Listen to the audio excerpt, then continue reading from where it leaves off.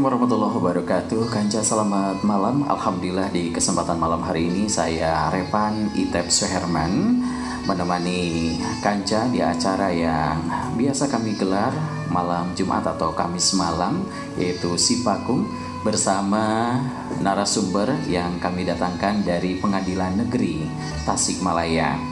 Dalam hal ini telah hadir di studio kami yaitu langsung Wakil Ketua Pengadilan Negeri Tasikmalaya yang baru, Bapak ST Iko Sujatmiko SHMH.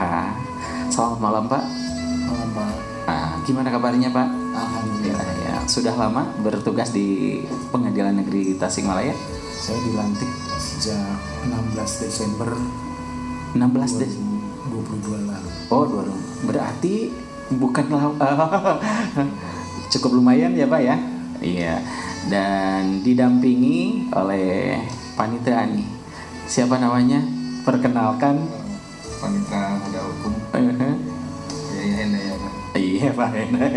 Mohon maaf nih Pak. Alhamdulillah ya. Gimana kabarnya Pak? Alhamdulillah sehat. Iya nih. Kita ketemu lagi selama berapa bulan ya Pak ya? Tidak ketemu nih. 2 bulan ya ada ya? Aduh. 3-4 bulanan. Akhirnya kangen juga nih. Iya. Salamnya juga buat Pak Ketua ya. Iya. Baik Pak, pada malam hari ini Sipaku mengambil tema yaitu mediasi di pengadilan ya. Dan yang akan memaparkan langsung Pak Wakil Ketua Pengadilan Negeri Tasikmalaya, Pak Iko Sujatmiko SHMH. Silakan Pak. Apa itu mediasi dan manfaatnya untuk masyarakat itu seperti apa? Prosedurnya seperti apa? Mungkin dasar hukumnya apa aja ya? Silakan Pak. Baik, terima kasih Pak Revan. Kang Revan aja Pak ya. Kang aja. Iya. Karena orang Sunda. Saya akan coba memaparkan berkaitan dengan prosedur mediasi di pengadilan. Iya. Sesuai dengan peraturan Mahkamah Agung nomor 1 tahun 2016 tentang prosedur mediasi di pengadilan. Iya. Dan juga peraturan Mahkamah Agung nomor 3 tahun 2002 tentang mediasi di pengadilan secara elektronik. Sebagai pengantar bahwa mediasi merupakan cara penyelesaian sengketa secara damai yang tepat, efektif, dan dapat membuka akses yang lebih luas kepada para pihak untuk memperoleh penyelesaian yang memuaskan serta berkeadilan. Gitu kan. Bahwa dalam rangka reformasi birokrasi Mahkamah Agung Indonesia yang berorientasi pada visi terwujudnya Badan Peradilan Indonesia yang agung, salah satu elemen pendukungnya adalah mediasi sebagai instrumen untuk meningkatkan akses masyarakat terhadap keadilan, sekaligus implementasi asas terselenggaranya peradilan yang sederhana, cepat, dan berbiaya ringan. Iya. Ini produk baru Pak atau sebelumnya ada mediasi sebelumnya? Sudah lama ya. Sebelum payung hukumnya yang tadi Perma ya. Nomor 1 tahun 2016, berarti sebelum 2016 itu gimana nih Pak status mediasi ini Pak? Itu ada di reglemen hukum acara untuk daerah luar Jawa dan Madura. Di pasal 154 ya. Yang diperbarui dengan Herzin Inlandsreglement Stadblad 1941. Iya. Yaitu mendorong para pihak untuk menempuh proses perdamaian yang dapat didayagunakan melalui mediasi dengan mengintegrasikan ke dalam prosedur berperkara di pengadilan. Demikian kan? Iya. Ini pakai bahasa Belanda kalau salah ya? Betul. Ya, Belanda. Kenapa pakai bahasa Belanda Pak? Ini turunan dari sananya atau gimana nih? Iya. Karena hukum acara kita itu adalah warisan dari hukum Belanda. Iya. Jadi masih diakomodir hukum yang sebelum Indonesia merdeka mungkin ya. Betul kan. Gitu ya. Iya. Nah, makanya banyak yang keheran-heran kok tidak bahasa Inggris gitu ya, atau bahasa lain, tapi bahasa ini ya, bahasa Belanda. Ya. Ternyata ya itu ya, kronologisnya itu asas konkordansi. Iya. Oke. Terus jenis perkara yang wajib menempuh mediasi ini apa aja nih Pak? Gimana nih Pak? Semua perkara yang masuk ke pengadilan pada prinsipnya wajib. Oh wajib ya? Iya, untuk menempuh proses mediasi.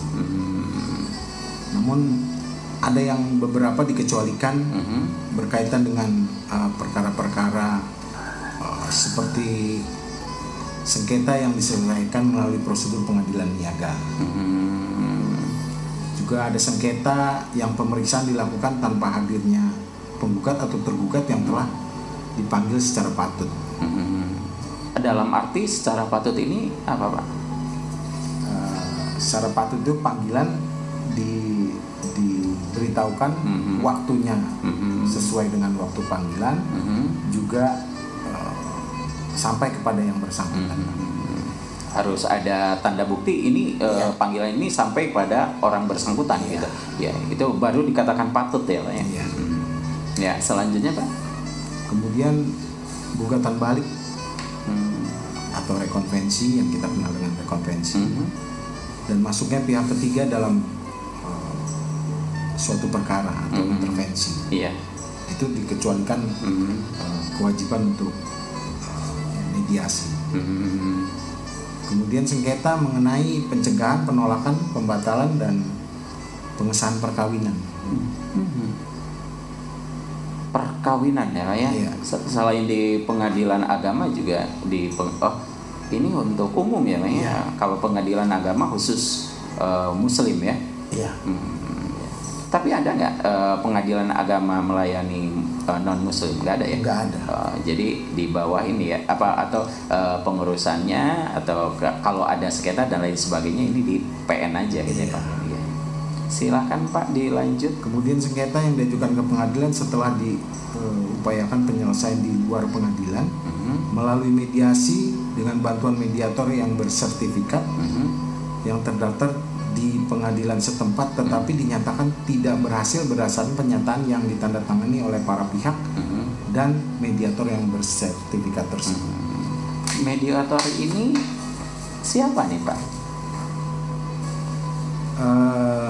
Mediator itu ada dua, yaitu mediator dari dalam pengadilan atau dari luar pengadilan. Termasuk advokat juga bisa jadi mediator ya? Advokat bisa, tetapi dengan persyaratan bahwa dia harus bersertifikat. Oh iya. Itu persyaratannya Pak ya. Kalau tidak bersertifikat itu tidak akan diterima gitu ya? Tidak bisa. Kemudian kita beralih ke proses mediasinya seperti apa nih Pak? Proses mediasi pada dasarnya bersifat tertutup, kecuali para pihak menghendaki lain. Maksudnya para pihak menghendaki bahwa ini kita buka aja mediasinya, agar beberapa pihak tahu. Kedua belah pihak itu atau tertutup dan terbuka ini untuk umum off the record atau gimana? Iya. Oh gitu ya. Hanya pihak-pihak tertentu yang bersengketa saja yang ada di dalam. Ya. Kemudian gimana? Kemudian penyampaian laporan mediator mengenai pihak yang tidak beretikat baik dan ketidakberhasilan proses mediasi kepada hakim pemeriksa perkara bukan merupakan pelanggaran terhadap sifat tertutupnya mediasi. Kemudian pertemuan mediasi dapat dilakukan melalui media komunikasi audio visual jarak jauh yang memungkinkan semua pihak saling melihat dan mendengar secara langsung serta berpartisipasi dalam pertemuan mediasi tersebut. Lewat Zoom misalnya ya, seperti itu ya. Iya. Ini karena sekarang ya zamannya seperti itu ya, zaman apalagi setelah kemarin pandemi ya, ini digalakkan sekali seperti ini. Tapi bisa secara langsung itu lebih mana efektivitas langsung atau lewat secara virtual seperti itu? Sebetulnya sama prinsipnya. Sama ya. Yang terpenting adalah itikat dari para pihak untuk melakukan mediasi tersebut. Setiap pihak harus menyadari bahwa mediasi ini adalah salah satu wadah yang bisa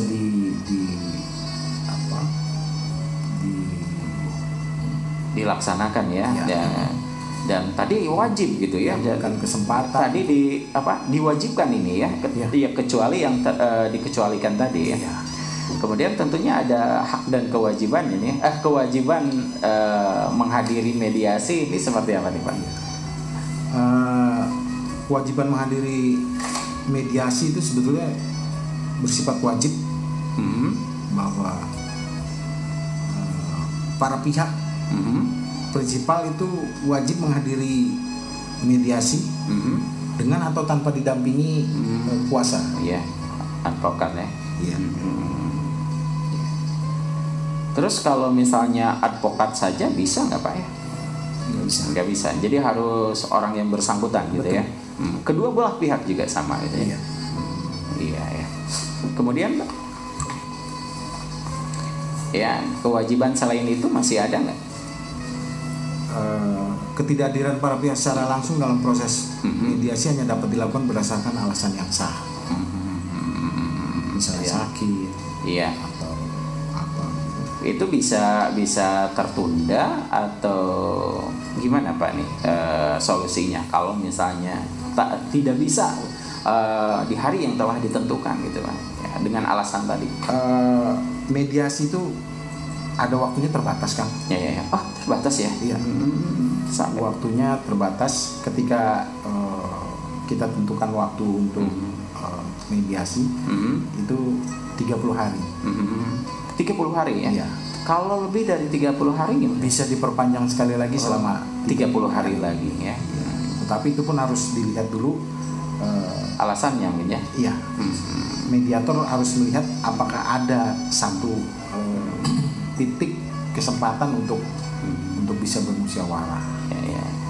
Tapi kalau pun tidak, ya tidak mau harus dinyatakan gagal. Yes. Mediasi ini mediatornya ini dari pengadilan dan juga mediator dari advokat. Ya, kalau dari dalam pengadilan ada larangan yang harus kita taati bahwa mediator dari dalam itu nggak boleh melakukan mediasi di luar. Oh, itu harus di dalam ya. Harus di dalam pengadilan. Iya. Terus tanpa biaya. Tanpa biaya ya. 0 rupiah. Iya. Kemudian untuk mediator di luar itu Pak, di luar pengadilan maksudnya? Jika mediatornya itu berasal dari luar pengadilan tapi yang bersertifikat, yang bersertifikat kan bisa ya. Diserahkan kepada para pihak, tapi berbiaya. Oh berbiaya ya. Dan biayanya itu ditanggung oleh para pihak. Kedua belah pihak. Iya ya.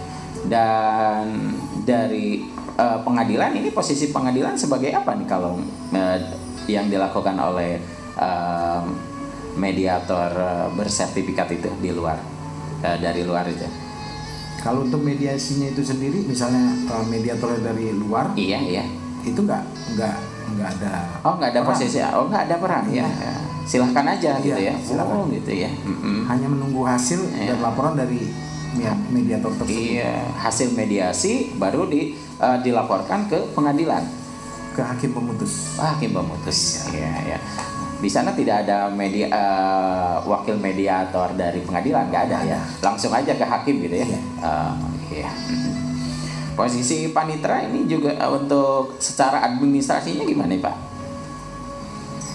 Kalau untuk kepanitraan itu hanya untuk melaporkan hasil mediasi dalam bentuk laporan bulanan, triwulan dan tahunan. Triwulan dan tahunan gitu. Emang ini bisa apa ya Pak sampai tahunan seperti itu mediasi ini? Atau emang hasilnya setelah itu bisa tahunan gitu ya diputuskannya? Oh enggak, makin kami itu melaporkan dalam suatu tahun itu berapa mediasi. Oh gitu ya, ya. Ya yang berhasil berapa, yang gagal berapa. Oh gitu ya, ya. Jadi laporan hasil dari mediasi tersebut ya, gitu. Iya. Oke, berlanjut lagi Pak ke Pak Hakim ya, mengenai tadi kewajiban ya, kewajiban dari sekarang yang mediasi di pengadilan secara elektronik nih Pak ya, secara tadi ada payung hukumnya ya Pak ya. Iya. Kalau setelahnya gimana Pak payung hukumnya Pak? Itu diatur di Peraturan Mahkamah Agung nomor 3 tahun 2002 bahwa peradilan modern berbasis teknologi informasi merupakan salah satu persyaratan terwujudnya penyelenggaraan peradilan yang sederhana, cepat, dan berbiaya ringan, serta sebagai upaya untuk meningkatkan akses terhadap keadilan. Ya.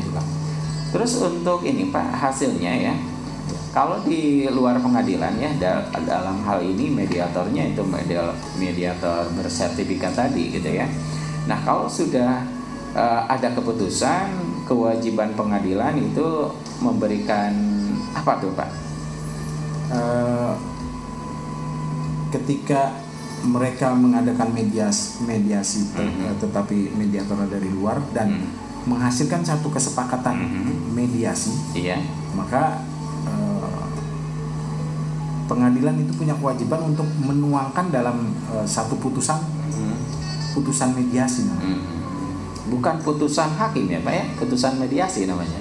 Putusan hakim. Oh, putusan hakim ya. Tapi berdasarkan hasil musyawarah yang diputuskan, apa yang mereka sampaikan. Jadi ini sangat apa ya, lebih murah seperti ini ya. Betul Pak. Saya tanyakan lagi, ini juga setelah hasil itu nggak ada biaya ya, tetap Rp0 gitu ya. Cuma yang tadi yang biaya itu ya, baik ada standar biaya nggak untuk mediator bersertifikat atau di luar itu? Dua-duanya juga bersertifikat ya, pengadilan juga iya. Tapi yang di luar harus juga bersertifikat kan gitu. Nah, yang di luar itu Pak, ada standarnya nggak Pak ya?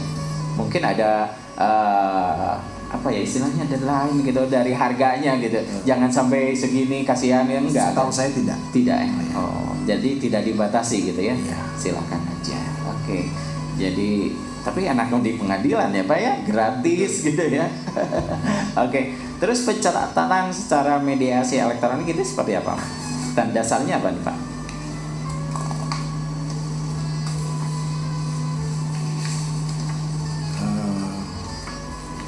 Gimana maksudnya? Iya, hasil dari tadi ya mediasi dari hasil kesepakatan mediasi tadi ya Pak ya, kan sudah sudah diputuskan seperti itu gitu ya, sesuai hasil mediasi ini dan ini juga tidak ada payung hukumnya juga gitu ya Pak ya. Tidak ilegal gitu ya Pak ya.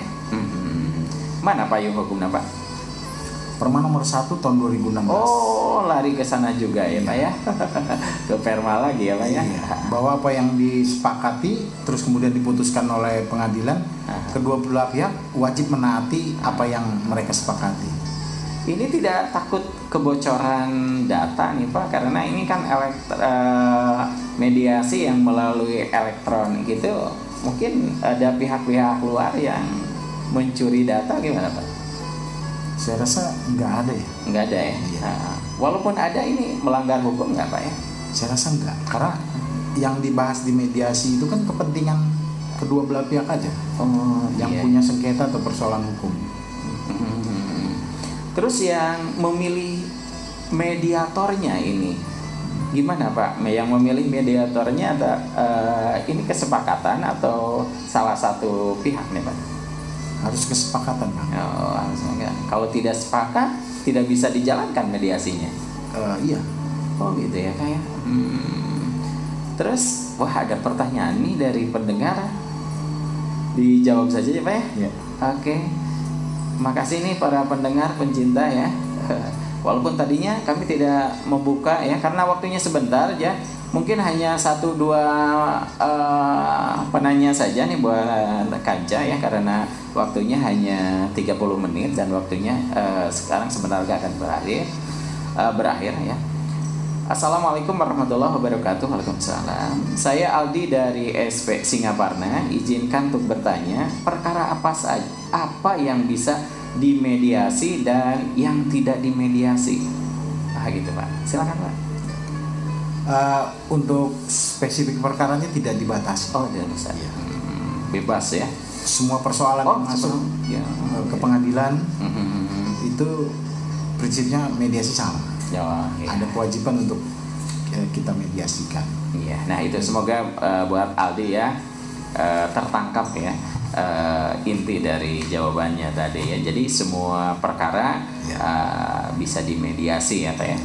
Bahkan tadi ada kewajiban ya. Ya. Kemudian assalamualaikum warahmatullahi wabarakatuh. Selamat malam Arefan. Saya Maulana dari Kawalu mau bertanya bagaimana proses mediasi jika salah satu pihak tidak mau untuk mediasi, konsekuensinya apa nih untuknya dan untuk lawannya? Hatur nuhun katanya. Mediasi. Bertanya bagaimana proses mediasi. Yang kedua, jika salah satu pihak tak mau untuk mediasi, konsekuensinya apa untuknya dan untuk lawannya? Nah gitu Pak. Ada 2 pertanyaan sudah. Baik. Untuk pertanyaan yang pertama, bagaimana proses mediasi? Ya, bahwa tahapan mediasi itu pertama setelah sidang, pihaknya kedua belah pihak hadir. Biasanya majelis hakim pemutus itu memerintahkan kepada kedua belah pihak untuk menempuh proses mediasi. Kemudian kedua belah pihak itu menemui mediatornya. Kalau biasanya mereka menyerahkan ini ke majelis untuk menunjuk mediatornya.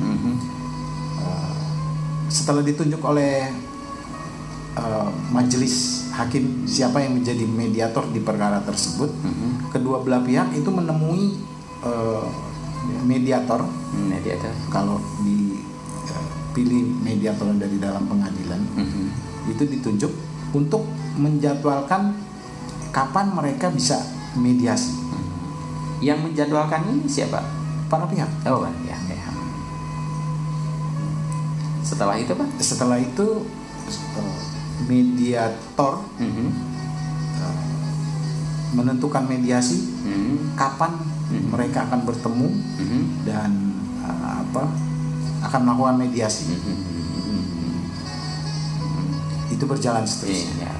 Jadi setelah itu terjadilah mediasi yang keputusannya nanti akan disampaikan ke majelis hakim. Oke.